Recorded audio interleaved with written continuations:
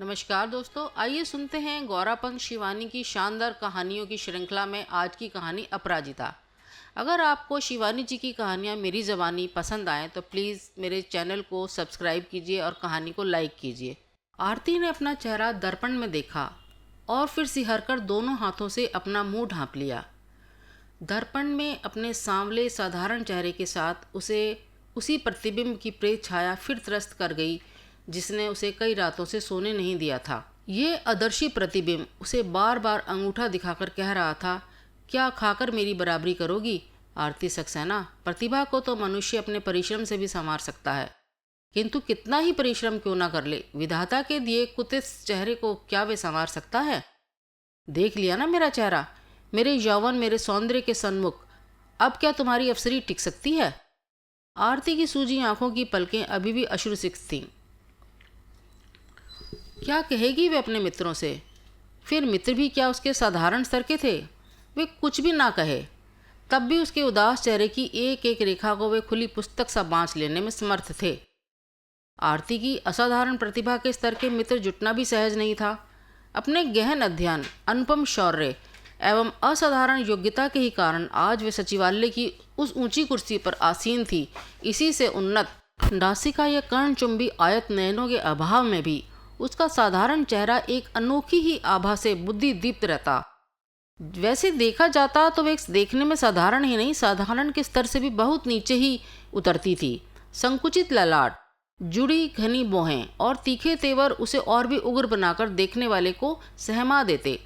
उसका एकमात्र दर्शनीय अवयव उसकी शरबती आंखें थीं, जो परिवेश के साथ कदम मिलाती बिजली की गति से अपना रूप बदलती रहती थी।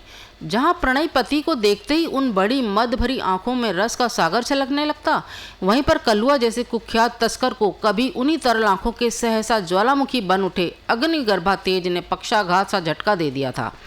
जब आरती ने उस छोटे से पिछड़े इलाके में अपने आबकारी विभाग की कलेक्टरी का पदभार पहली बार संभाला था, वे रूखी मर्दानी अफसर जितनी कर्मठ योग्य थी उतनी ईमानदार और प्रतिभा संपन्न थी। एक तस्कर ने तो उसे पकड़े जाने पर 50,000 के उत्कोच का प्रलोभन भी दिया था, किंतु शायद वे रुपए के लिए निरीह संपन्न महाजनों के प्राण हरने वाले हृदयहीन डकैत नहीं जानता था कि रुपए के मोह ने आरती सक्सेना को कभी उसकी कर्तव्य निष्ठा से नहीं डिगाया।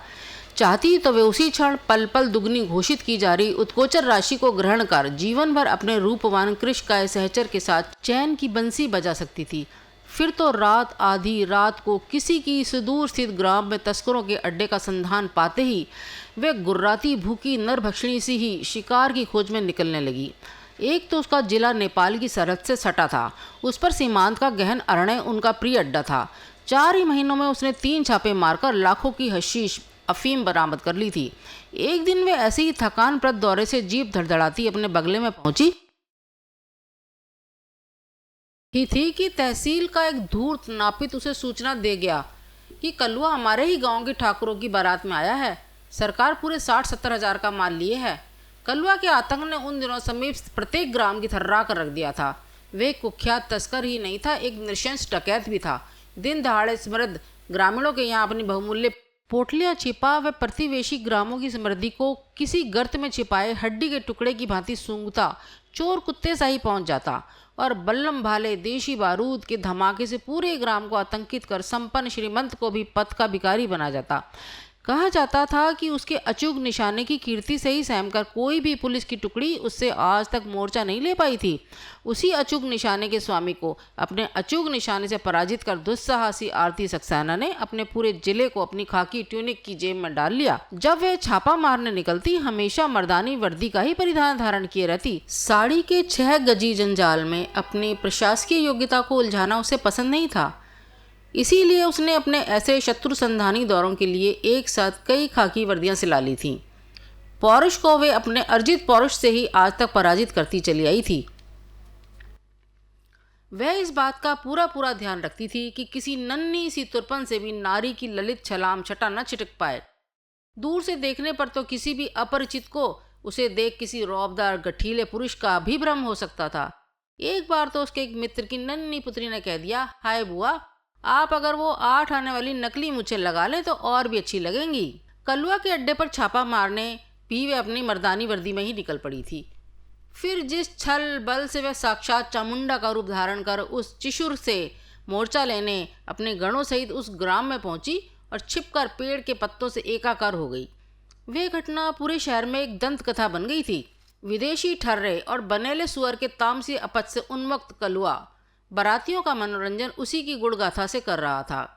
अजी यहाँ कैसे कैसे अफसरों को थूक चटा दिया। ये 3 कौड़ी की मेहरारू क्या खाकर कलुआ से जूझेगी? सुई उछाल कर भी अपने निशाने से उड़ा सकता है कलुआ। किसकी छाती में है इतने बाल जो इस छाती को बंदूक के धमाके से दागे?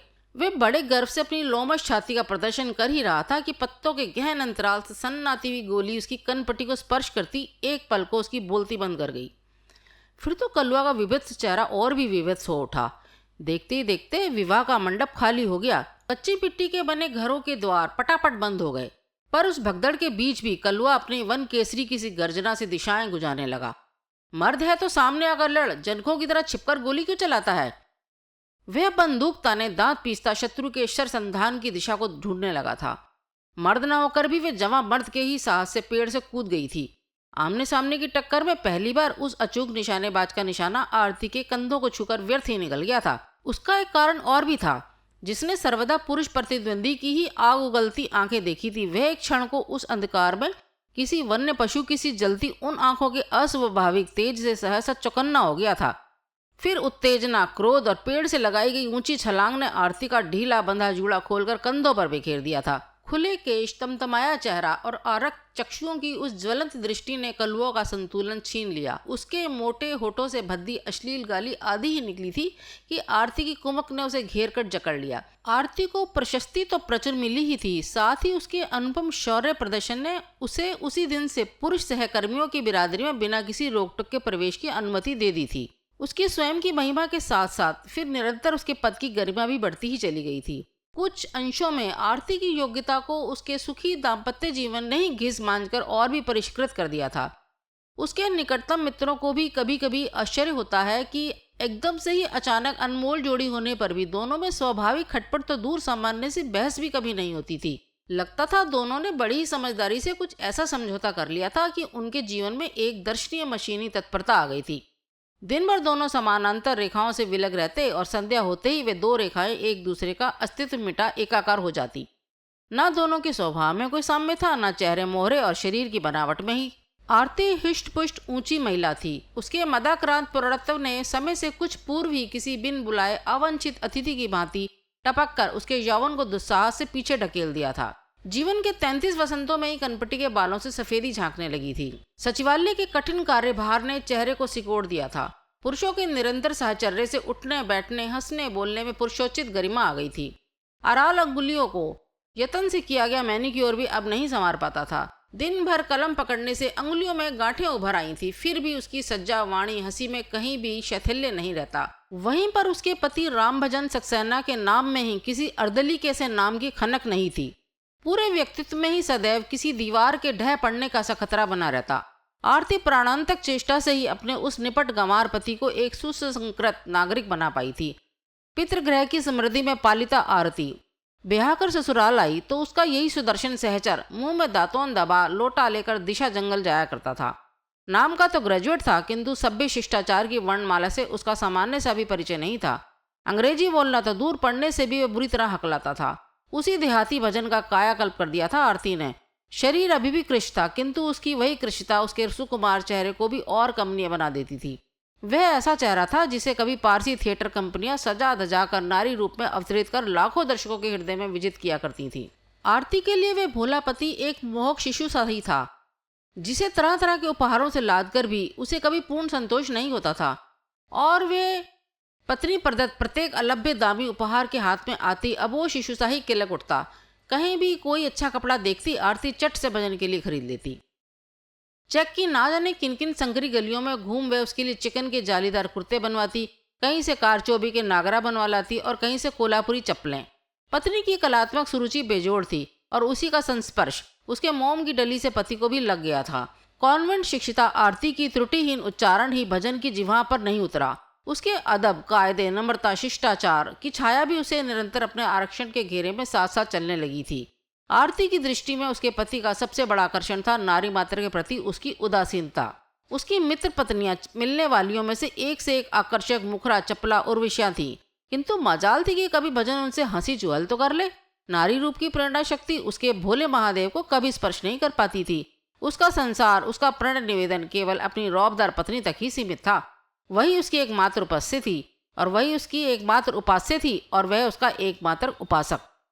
जब तक सास जीवित रही, आरती की त्रुटिहीन सेवा के बावजूद उससे असंतुष्ट ही रही। हम तो उसी दिन जान गए थे जब बचुआ उन्हें ब्याह के लाए थे। अजी कुछ जनानी लकार हो तो गोद भी भरे, वैसे बचुआ उसे अपने मन से ब्याह कर नहीं लाए थे। उनके दूरदर्शी पिता ने ही उन्हें वे उपहार समेत भेंट किया था। अकंठ कर्ज में डूबे मुंशी जी का वे अकर्मण्य मंद बुद्धि पुत्र कई असफलताओं के पश्चात ग्रेजुएट बन पाया था। फिर पिता के ही एक मित्र ने उसके लिए वनस्पति घी फैक्ट्री में एक छोटी मोटी नौकरी भी ढूंढ दी थी। जब कर्जदारों ने मुंशी जी के द्वार खटखटाकर कुंडी का लगभग उन्मूलन ही कर दिया था और गिरवी पड़े मकान की कुर्सी का भय उन्हें बुरी तरह त्रस्त कर रहा था, तभी यह रिश्ता आया था। पहले तो वो चैंके, फिर उनका विवेक जागृत हो गया। रिश्ता उन्हें मंजूर था, पर तगड़े तिलक के अतिरिक्त अपने सुदर्शन पुत्र की अंतिम नीलामी बोली में वे चाहते थे कि समधी उनका पूरा कर्ज उतार, बंधक पड़ा पुश्तैनी मकान भी छुड़ा दें।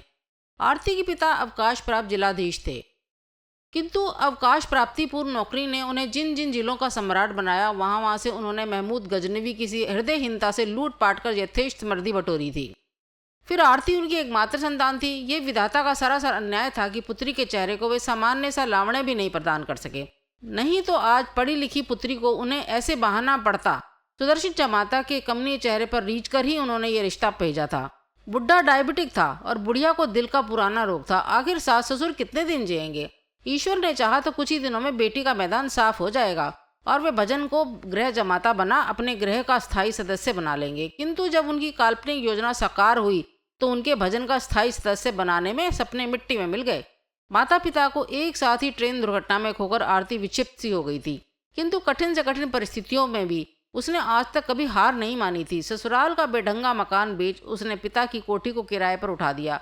फिर पति की नाम मात्र की नौकरी छुड़वाकर उसे साथ ले वे अपनी नौकरी संभालने चल दी। भजन का वास्तविक कायाकल्प उसके इस निर्कुंश राज्यकाल से आरंभ हुआ था। उसकी अप्रतिम खिसियाई हंसी को बरबस धारण कराए गए मौन व्रत ने मिटा दिया। अकारण की गुनगुनाहट और बीच बीच में कंधे उचकाने के बंद अभ्यास को भी रौबदार पत्नी की कनखियों की मार ने सदा के लिए मुक्ति दिला दी। यही नहीं, रात रात पढ़ाकर आरती ने उसे न जाने कब एमए की परीक्षा भी ढेल ढाल कर उत्तीर्ण करा दी।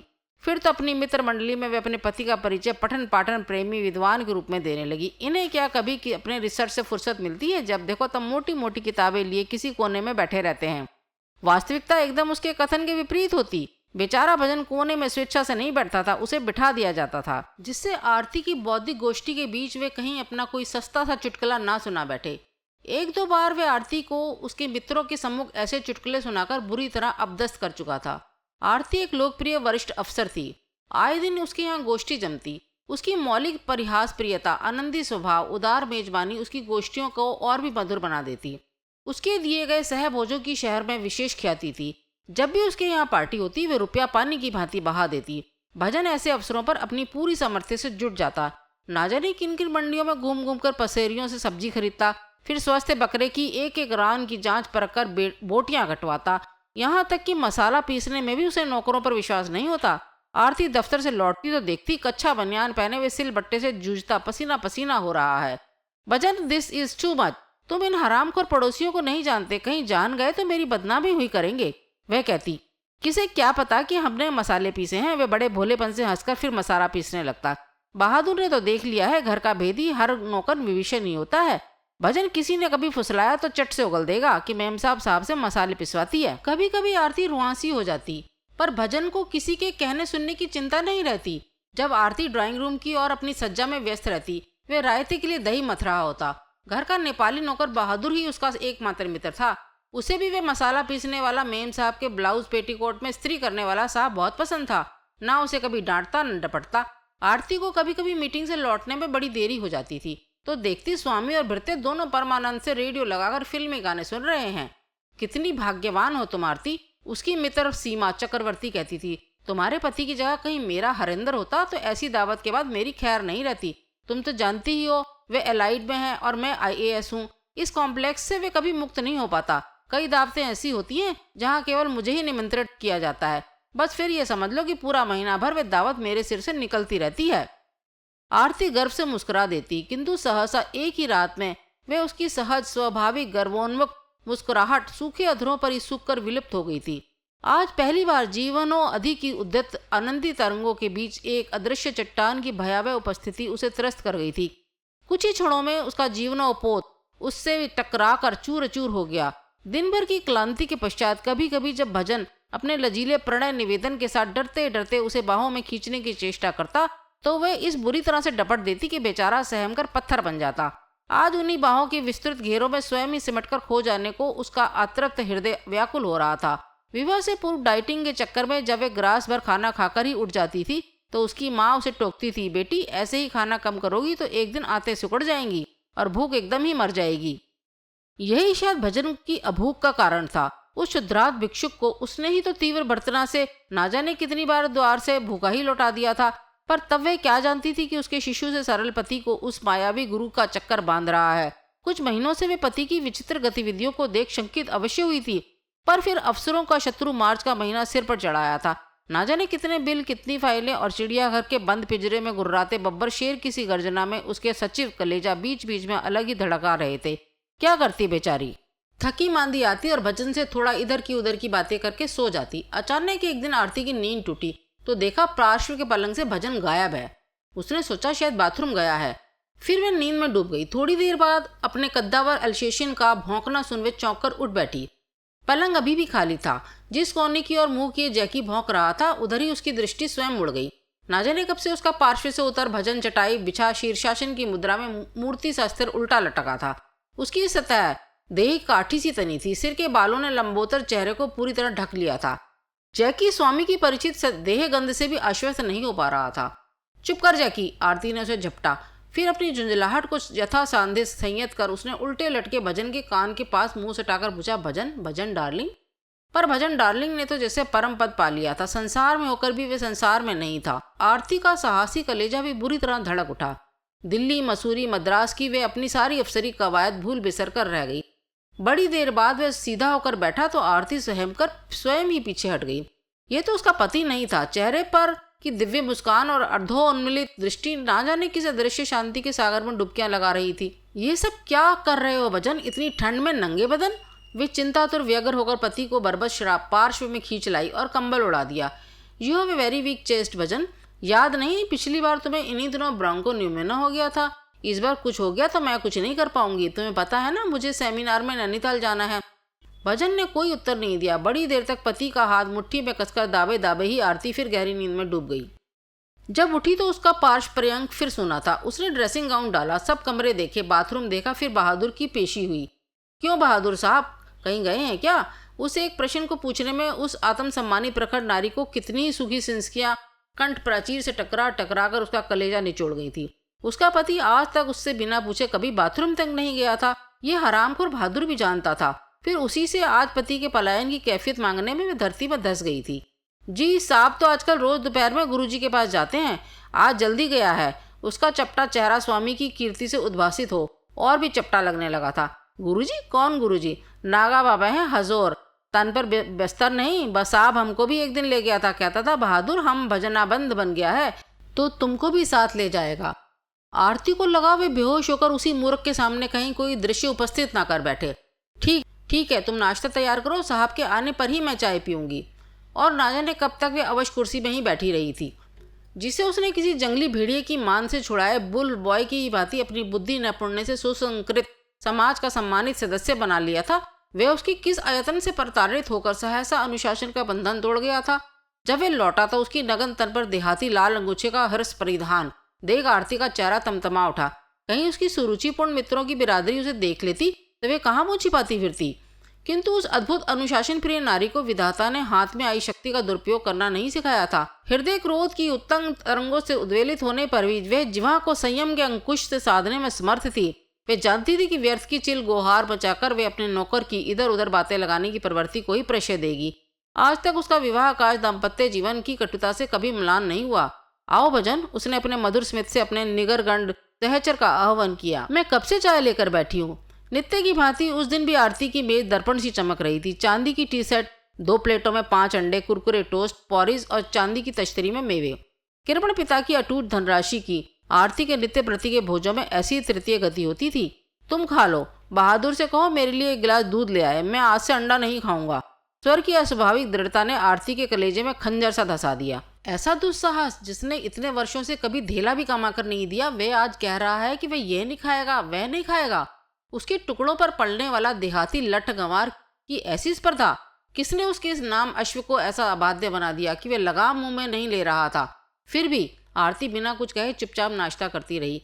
दूध पीकर वे बिना उससे कुछ बोले ही जाने लगा तो पल भर के लिए वे ठिठका, आरती आज मैं रात तक लौटूंगा, स्वामी जी के यहाँ बनारस से उनके गुरु भाई आ रहे हैं, तुम खाना खा लेना। तब आरती हाथ पर हाथ धरे बैठी ही रही थी। उसकी अफसरी विद्या वैभव व्यर्थ होकर सब विद्रूप को अंगूठा दिखा रहे थे। वह फिर उस दिन भूखी दफ्तर चली गई। जीवन में पहली बार उसे अपने निरीह विविधता पर दया आ रही थी। खटाखट मशीनी गति से फाइलों को निपटाने में आज तक उसकी अपूर्व ख्याति थी, किंतु आज मेज पर फाइलों का अंबार लगा था और उसकी शक्ति ही चूक गई थी। आज तक वे अपने अनुभवी पिता की ही सीख पर चलती आई थी। बेटी, फाइलों को हमेशा घोड़े समझकर ही खटाखट दौड़ाती रहना। बहुत दिनों तक अस्तबल में बंधा घोड़ा खुलने पर कभी कभी मालिक को भी गिरा देता है। पर आज उसकी कलम अचल होकर बार बार बितक रही थी। क्या वे स्वयं अपने इस दुर्भाग्य के लिए उत्तरदायिनी नहीं थी? अफसरी की अकड़ में तनी वे भूल गई थी कि वे एक पत्नी भी है। एक म्यान की 2 तलवारें ही आज परस्पर टकरा गई थी। इसमें कोई संदेह नहीं कि वे कुशल अफसर की ख्याति का सर्वोच्च सम्मान पा चुकी थी। कैसे कैसे खूंखार नवर व्याघ्रों से, सचिवों से उसने आज तक डटकर ही मोर्चा लिया था। विधानसभा के प्रश्न हो या शासन संबंधी कोई नया सुझाव, बिना उसकी सम्मति के आज तक उसके किसी भी सचिव ने कोई महत्वपूर्ण निर्णय नहीं लिया था। आज हाथ में कलम थामते ही उसका कुछ चेहरा एक अनोखी आभा से उद्भासित हो उठा। उलझी से उलझी फाइल के झाड़ झंकाड़ को भी वे कलम से ऐसे उखाड़ कर सुलझा देती कि लगता कोई अनुभव कुशल माली जंगल बनी बंजर भूमि को खुरपी से गोड़ गोड़ सुगड़ बना गया है। वास्तव में उस नारी की सृष्टि विधाता ने दफ्तर की कुर्सी के लिए ही की थी। उसकी गोदी के लिए यदि शिशु की लगता भी तो वे किलक कभी स्वाभाविक नहीं लग सकती थी। दिन भर की थकी बांधी घर लौटती तो भजन उसका हंसकर स्वागत करने द्वार पर खड़ा रहता। संध्या होते ही वे उसे बगल में बिठाकर अपनी मित्र मंडली से मिलने पहुंच जाती। वहां कभी कभी भजन के निरीह पौरुष को लेकर उसके मित्र परिहास की चुटकियां भी लेते, किंतु स्वयं आरती के शब्दों में उसकी बौद्धिक पति उसका तुच्छ हास परिहास में कभी भाग नहीं ले सकता था। इसी से बेचारे के हाथ में जबरदस्ती किसी जटिल पुस्तक का गरिष्ठ चिखौना ठूस उसे अलग बिठा दिया जाता। आज अपने उस निरीह पति की अनुशासनहीनता उसे डंक देने लगी थी। फिर उसके नाजुक चेहरे भोले हंसी से भी अधिक आकर्षक थी उसकी निस्वार्थ सेवा भावना। पूरी गृहस्थी का भार स्वेच्छा से ढोने के दास्य भाव की वे इतनी आदी हो चुकी थी कि उसके बिना उसके जीवन का एक एक पल व्यर्थ हो उठा था। एक दिन जब वे दफ्तर से लौटी तो भजन घर पर नहीं था। संकोच वश बहादुर से कुछ पूछ नहीं पाई, पर जब रात तक भी वे ना लौटा तो वे शंकित होने लगी। बहादुर से कुछ पूछती भी कैसे? ये उसके लिए कितनी लज्जा की बात होगी कि घर के नौकर से वे ये पूछे कि साहब कहाँ गए हैं। और कोई साहब होता तो शायद पत्नी को पूछने में संकोच नहीं होता, किंतु बहादुर तो जानता था कि उसके साहब की दिनचर्या की एक एक पल घटिका भी मेम साहब के आंचल की गांठ में अब तक बंधी रही है। वे उदास बैठी चाय पी रही थी कि सिर झुकाए बहादुर स्वयं ही आकर उसके सामने खड़ा हो गया। मेम साहब, उसने कांपते कंठ से उसे संबोधित किया और फिर अपना सिर झुका लिया। क्या बात है? स्वर में अभी भी अनुशासन की कड़क थी। साहब चला गया मेम साहब, अब कभी नहीं आएगा। क्या? उत्तेजित होकर आरती कुर्सी से उठ गई थी। हाँ मेम साहब को गुरुजी ने दीक्षा दे दी है। आज हमसे बोला, बहादुर अब हम जा रहे हैं, अब हम कभी नहीं लौटेंगे। भजन के दुस्साहसी पलायन ने आरती की चेतना ही हर ली थी। ना जाने कब तक वे मूर्ति सी अडिग उसी कुर्सी पर बैठी रही। मेम साहब, बहादुर के सहमे स्वर ने उसे फिर एक बार चौंका दिया। क्या है बहादुर? उसने अपने अद्वेलित हृदय की उमंगती तरंगों को अपने संयत कठोर स्वर से दबा दिया। मैम साहब, घर से तार आया है, माँ बहुत बीमार है, आज की गाड़ी से ही जाना होगा। ठीक है, तुम जा सकते हो। बहादुर आश्चर्य से अपनी उस सन की मालकिन को देखता ही रह गया था। पहले क्या कभी उसने एक दिन की भी छुट्टी उसे ऐसे ही दे दी थी? छुट्टी का नाम लेते ही वह भड़क उठती थी, किंतु आज वह बहादुर की छुट्टी के समाचार से प्रसन्न हो रही थी। वहीं तो भजन के पलायन का एकमात्र साक्षी था। वह चला गया तो अपने दुर्भाग्य प्रकरण को वो अपने ही तक सीमित रखती थी। बहादुर आश्चर्य से अपनी उस सन की मालकिन को देखता ही रह गया था। पहले क्या कभी उसने एक दिन की भी छुट्टी ऐसे ही दे दी थी? छुट्टी का नाम लेते ही तो वह भड़क उठती थी, किंतु आज वह बहादुर की छुट्टी के समाचार से प्रसन्न हो गई थी। वही तो भजन के पलायन का एकमात्र साक्षी था। वह चला गया तो अपने दुर्भाग्य प्रकरण को वह अपने तक ही सीमित रख सकती थी। भाड़ में जाए भजन, गोबर का कीड़ा। गोबर में सड़ सड़ कर मरना चाहे तो दोष उसका नहीं था। अपने एकांत को उसे अब अपने बहुचर्चित गरिमा के साथ ही स्वीकारना होगा। बहादुर को घर भेज दिया। वे दफ्तर चली गई। जब लौटी तब सूना घर उसे एक बार फिर काट खाने को दौड़ा। नहीं, ऐसे हथियार डालकर काम नहीं चलेगा। उसे एक और अवसर अपने उस मूर्ख अकर्मण्य पति को देना ही होगा। डूबती मुंडी को बाल पकड़कर एक बार खींचकर देखेगी और फिर भी यदि वे डूबना चाहे तो डूबे।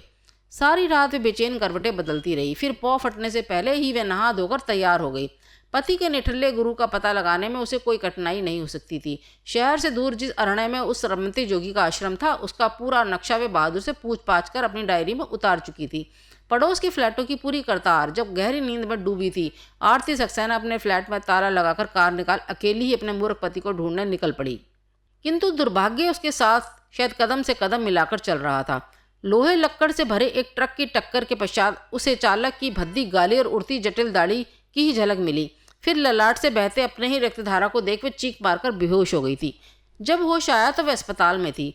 उसके असंख्य मित्रों की चिंता और दृष्टि उसे सहसा फिर दुर्बल बना गई।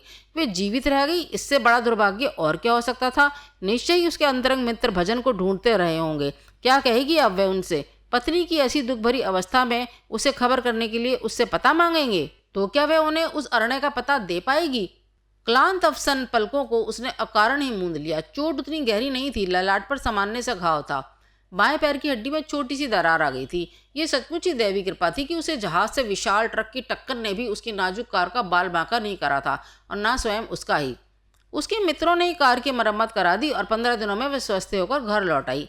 इसी बीच मित्र उससे बार बार भजन का पता पूछते रहे। एक पत्र तो उन्हें लिखना ही चाहिए। तार आप भले ही ना दें, आप पर इतनी बड़ी विपत्ति आई है, ना नौकर है ना कोई आदमी है, हमारा भी तो कुछ कर्तव्य है। भजन आएगा तो क्या कहेगा? नहीं नहीं, आरती बड़े ही चातुर्य से उन्हें समझा बुझाकर शांत कर देती। आप लोग भजन को नहीं जानते। एक तो यूमेटिक का हार्ट का मरीज है और ऊपर से छींक भी आ जाती है तो पगला जाता है। इतने दिनों बाद तो बेचारे को एकांत अध्ययन करने का अवसर जुटा है। मैं उसको पता नहीं दे सकती, और फिर अब तो मैं बिल्कुल ठीक हूँ। कभी कभी उसका अद्भुत अभिनय स्वयं उसे ही अभिभूत कर देता। कौन कह सकता था कि 1 महीने से उसकी एक एक निद्राहीन रात्रि शून्य वातावरण में सिसकते ही गुजर गई है। उसकी भूख प्यास नींद सब कुछ उसका नवीन सन्यासी अपने साथ ही हर ले गया था। दिन तो दफ्तर में कट जाता, संध्या को वे द्वार बंद कर भजन के एक एक कपड़े को घंटों तक सहलाती, सूंघती सिसकती रहती। मित्रों को वे कब तक अपनी व्यर्थ कैफियत से फुसला सकती थी। एक दिन आधी रात को उसने अपना निर्णय ले ही लिया। एक प्रयास को तो विधाता ने व्यर्थ कर दिया था, अब वे एक बार अपने दुर्भाग्य से फिर जूझेगी। जीवन में आज तक उसने क्या कभी हार मानी थी? रात भर बैठकर उसने पति के गुरु से अपनी वार्तालाप की भूमिका तैयार की कि क्या क्या कहना होगा, कैसे कहना होगा। सब कुछ उसने अपनी डायरी में नोट किया, और जब दफ्तर जाने लगी तो पति संधान के लिए निकाली गई अपनी साड़ी भी मैचिंग ब्लाउज पर्स के साथ पलंग पर सजा गई। एक जरूरी मीटिंग के चक्रव्यूह से जब वह निकली तो संध्या हो गई थी।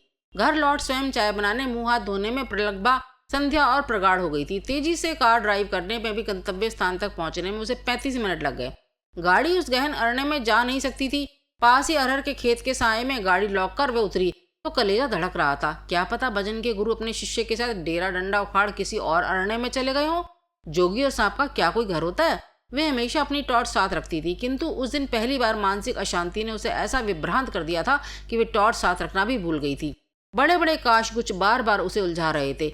उधर एक कंटीली झाड़ी बोराए कुत्ते सी उसकी साड़ी की सुनहरी जरी में उलझ गई। उसे छुड़ाने लगी तो गोखुर कांटों का गुच्छा पूरी हथेली की खाल उधेड़ कर रह गया। विविष्टा और खींच के आंसू उसकी आंखों में छलक आए। आज भजन ऐसी मूर्खता नहीं करता और इस भंड स्वामी के चक्कर में नहीं पड़ता तो प्रदेश की वे वरिष्ठ अफसर उन अभागे जंगली कांटों में ऐसे नहीं उलझती। हाथ के कांटे निकाल वे फिर आगे बढ़ी। दूर दूर तक फैले गहन अंधकार के निसीम शून्य सागर के बीच वे तुच्छ तरुणी सी डगमगाती खड़ी थी कि बड़ी दूर टिमटिमाती एक बत्ती के क्षीण आलोक ने उसे आश्वस्त किया। निश्चय ही ये उस मूर्ख के आश्रम की बत्ती होगी। उसका अनुमान ठीक ही था। एक लंबी संकरी निष्पत्र यूकेलिप्टस वृक्षों की परिधि पार कर वे आश्रम के द्वार तक पहुंची और ठिठक कर खड़ी रह गई। अश्वत्थ के मोटे तने के पीछे दुबकने में उसने फिर विलंब नहीं किया। इतने दिनों बाद इस प्राण प्रिय चेहरे को अचानक देख वे क्षण भर को अपना मानसिक संतुलन ही जैसे खो बैठी थी। फूस की छाई झोपड़ी के गोबर से लिपे प्रांगण में धधकती धुनी की रक्तिम लपटों में ताम्रवर्णी बने उस चेहरे को एकदम ही अपरिचित बना दिया था। 1 महीने में ही उस सुदर्शन चेहरे की कैसी गत बन गई थी। जिन बालों को वह स्वयं शहर के सबसे महंगे सैलून में जाकर अपने निर्देशन में कटवाती छटवाती थी, उनकी रूखी लटों पर राख उड़ रही थी। शरीर पर कपड़े का चीथड़ा भी नहीं था। हाथ में पकड़ी चिलम के संकीर्ण मुख से वह धुनी में अंगारे फूकता फूकता जा रहा था।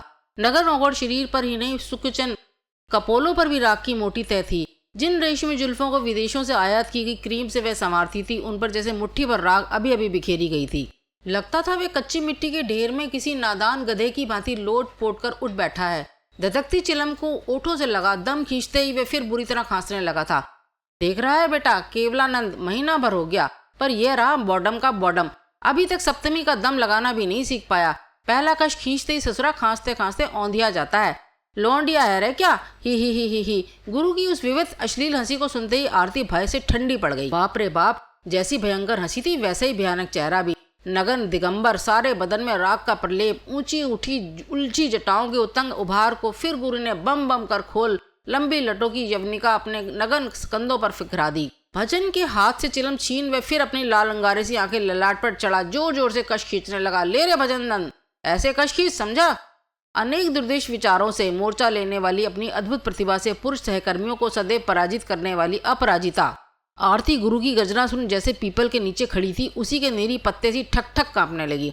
रामदासी, गुरु ने हाक लगाई, बाहर आकर इस छोकरे को जरा चिलम पीना सिखा। आए हैं ससुर वैरागी बनने, कलेजा है पिद्दी का। रामदासी आकर भजन के पीछे हंसती खड़ी हो गई। गेरुआ ऊंची बंदी धोती का फेंटा उसके सुडौल वक्षस्थल का महाऔदार्य से प्रदर्शन करता उसकी भव्य ग्रीवा से लिपटा था। वन्य बिरगी के से चपल आयत नयनों से परिहास की असंख्य किरणें फूट रही थी। उन्नत नासिका के नीचे होठों की गड़नी शायद ऐसी थी कि लगता था निरंतर किसी का उपहास करती, उसे अपदस्थ कर रही हो। नाम मात्र को धारण किए गए संक्षिप्त परिधान के लिए उस श्यामल चेहरे पर किसी भी प्रकार का अप्रतिभ प्रभाव नहीं था। सहज सिद्ध अधिकार से उसने फिर वही बंद अधरों की रहस्य में मुस्कान के साथ गुरु के हाथों से चिलम ली और बड़ी स्वाभाविक अतरंगता से भजन के पास बैठकर उसे चिलम पकड़ाना सिखाने लगी। उस रस सिक्त शिक्षा के बीच फिर उस गुरु के उस दूसरे संड मुसंड नंग धड़ंग चेले केवलानंद ने क्या कहा वह सुन नहीं पाई, पर लावण्यमयी रामदासी वैराग्य की नींवें ढहाती चिलम सहित भजन के कंधों पर लुढ़क गई। आरती का आहत नारित्व सहसा ही चोट खाई नागिन साई फन उठाकर फुफकार उठा। वे तेजी से बढ़ती धूनी की रक्तिम धूम्र रेखा को चीरती बिना किसी की ओर देखे भजन के सामने तन कर खड़ी हो गई। भजन, चलो घर। उसे आज भी अपने अनुशासन पर दृढ़ विश्वास था। एक बार आंखें चार होने पर भजन अब भी उसके आदेश की अवहेलना नहीं कर सकता था, पर पति की गांजे के दम से आरक्त दृष्टि धूनी की धूम्र रेखा पर ही निबद्ध थी। उसने एक बार भी आंखें उठाकर आरती की ओर नहीं देखा। चिलम में एक जलती लकड़ी से टिकावे एक लंबे चिमटे से आगे आग को अकारण ही ऐसे उभारने लगा जैसे पास खड़ी जीवन सहचरी को उसने देखा ही ना हो। भजन, घर चलो। इस बार के अस्फुट आर्त सवरण में केवल समर्पण था, अनुशासन नहीं। घर भजन का कंठ स्वर से भी गांजे के दम ने बदल दिया था। उसमें अब कोमलता नहीं, तीव्र शटज की तीखी खनक थी। मेरा कोई घर नहीं, हा हा हा। आरती का चेहरा सफेद पड़ गया था। क्या कहते हो भजन, तुम्हारा कोई घर नहीं? इस बार शोकाकुल आरती की आंखों में अविरल अश्रु धारा बहने लगी। उसे अपनी विविधता इतनी असह्य कभी नहीं लगी थी। पहली बार उसे लगा कि उसके बाह्य आवरण के बीच, उसकी ऊंची नौकरी, उसकी प्रतिभा, उसकी ख्याति के बीच केवल पत्नी भाव की ही धारा निरंतर बहती रही थी। उसी धारा में उसके जीवन की सार्थकता थी, जिसे वे आज तक एक क्षीण धारा ही समझती रही थी। वे आज तक उसके विवेक, संयम, लज्जा, बाह्य आडंबर के रोड़े पत्थर को ठेलती फूट कर बाहर निकल पड़ी थी। संसार का कोई भी समर्थ बांध अब उसके वेग को अवरुद्ध नहीं कर सकता था। उसी क्षण रामदासी चिलम उठाने झुकी। दूर से देखने पर वह जितनी आकर्षक लगी थी, निकट्टे से उसके प्रस्फुट यौवन का आकर्षण आरती को उतना ही घातक लगा। निश्चय ही यही दुराचारणी उसके निर्बुद्धि पति के विनिपात की मूल उत्स भूमि थी। क्रोध से आरती की नासिका का अग्रभाग फड़क उठा। तमतमाया चेहरा फिर कठोर हो गया। क्षण भर पूर्व क्या इसी मायाविनी के पाश में बंधने भजन सिद्धार्थ बना अपने सुसज्जित वातानुकूलित भवन सुशिक्षिता अफसर पत्नी के सुदीर्घ सुखद साहचर्य को भूल इस बीहड़ अरण्य में भटक गया था। उस अपरिचिता स्वयं वृत सौत के प्रति उसे घृणा ही अधिक हुई थी, क्रोध कम। तुम यहाँ क्या करती हो? उसने उस रौबीले स्वर में पूछा, जिसमें वे कभी कभी अपने चपरासी फर्राशों के वो सचिवालय की बेंचों पर ऊँघने के लिए डपटती थी। किंतु उस प्रश्न की कड़क पदम पत्र पर पड़े जल बिंदु सी व्यर्थ ढलक गई। जिससे प्रश्न पूछा गया था उसकी निर्भीक दृष्टि में किसी को कुछ ना समझने वाले दर्प की झलक ही उभर आई थी। आरती के प्रश्न का उत्तर दिए बिना ही वे अबाध्य छोकरी चिलम की राख वहीं झाड़ती रही। इस बार आरती बौखलाकर पत्थर की मूर्ति से जड़ बैठे उस औगड़ गुरु पर बरस पड़ी। तुम जैसे भंड स्वामियों को मैं खूब जानती हूँ। एक बार आजमगढ़ में ऐसे ही आश्रम में मैंने छापा मारकर शेरों के अफीम बरामद की थी। जवान छोकरियों को अपने इस आश्रम में बटोर तुम कैसी दीक्षा दे रहे हो, इस छोकरी को देखते ही मैं समझ गई हूँ। अब तक निर्लिप्त विरोध भाव से अडिग बैठी अवधूत की राख से ढकी पलकें सहसा खुल गईं। दहकते अंगारे की दृष्टि में यदि जलाने की शक्ति होती तो आरती सक्सेना उसी क्षण भस्म होकर राख हो जाती। माई! क्रोध गुरु की आंखें ललाट पर चढ़ गईं। लंबा चिमटा उसने जोर जोर से जमीन पर ऐसे पटका जैसे क्रोध अविवेकी भीड़ को डराने कोई पुलिस अधिकारी हवा में गोली चला रहा हो। जानती है तू किससे बात कर रही है? हाँ हाँ जानती हूँ। उत्तेजित आरती बुरी तरह हाँफने लगी थी। एक ऐसे धूर्त चोट्टे से जो लोगों की सुखी गृहस्थी उजाड़ योग में नहीं भोग में लिपता है। चल जा यहाँ से। भजन का गुरु अब अपनी पूरी विभिन्न नगनता का निर्लज प्रदर्शन करता चिमटे सहित खड़ा हो गया, किंतु तेजस्विनी निर्भीक आरती भी सिहनी सी तनी खड़ी थी। ठीक है भजन, उसने नगन गुरु की ओर दृष्टिपात किए बिना ही अपने पति को लक्ष्य कर अपना अंतिम अग्निबाण चढ़ाया। तुम शायद भूल गए हो कि कानून की दृष्टि में तो तुम अभी भी मेरे पति हो। तुम्हें जाना ही है तो कायदे से कानून को संतुष्ट कर ही जा सकोगे, समझे? और इस क्रिया में तुम्हें इस ढोंगी पाखंडी गुरु और तुम्हारी संगनी को किस आश्रम की हवा खानी होगी ये शायद मुझे बताना नहीं पड़ेगा। इतना कहकर वे फिर तेजी से पलटकर निकल गई थी। घर पहुंचते ही उसकी गर्वोक्ति उसे स्वयं ही व्यर्थ लगने लगी। कानून की शरण में जाने का अर्थ था अपने गंदे कपड़ों की मलिन पोटली सबके सामने खोलना। काश वे माँ होती तो उसके जीवन की रिक्तता आज इतनी असह्य नहीं होती। विवाहित जीवन की अनेक स्मृतियों के दंश उसे सहसा पागला बना रहे थे। विधाता उसे किन किन पूर्वकृत पापों का दंड दे गया था। एक बात वे खूब समझ गई थी, गुरु और नवीन वैराग्य सहचरी की उपस्थिति में उसके भोले पति का प्रत्यावर्तन असंभव था। पर जैसे भी हो एक बार उसे एकांत में घेरना ही होगा। बहुत संभव था कि उसकी दी गई धमकी से त्रस्त हो गुरु महाराज रात ही रात में चेले चेलियां सहित कहीं चल दें। यही उधेड़बुन रात के 3 बजे आरती को फिर उसी अरण्य में खींच ले गई। नक्षत्र खचित व्योम के नीचे वे उसी अश्वत्थ से लिपटी व्यर्थ अभिसारिका बनी खड़ी थी। कुटिया के मुंदे द्वार जब खुले तो वे एक पल को थरथराकर वहीं बैठ गई। ओ भजन ही था। वे अलमस्त चाल, लंबे गोरे हाथ में लोटा और मुख में दातोन। वर्षों पूर्व के देहाती हनीमून की स्मृति एक बार फिर आरती को बौरा गई। जब वे नई नई ब्याह कर आई थी तो भजन ऐसे ही तो दिशा जंगल जाया करता था। आरती ने अपने को और भी पीछे दुबका लिया। भजन लोटा लिए उसी अलमस्त चाल से नदी की ओर बढ़ता गया। पीछे पीछे दबे पांव रखती जीवन सहचरी भी चली आ रही थी। ये उसने नहीं देखा। कार के पास पहुंचकर वे एक क्षण को ठिठका खड़ा रह गया। तभी आरती ने बिजली की तड़प से उसके हाथ से लोटा छीन दूर पटका और हाथ खींचकर उसे कार में बिठा हवा की गति से कार भगा दी।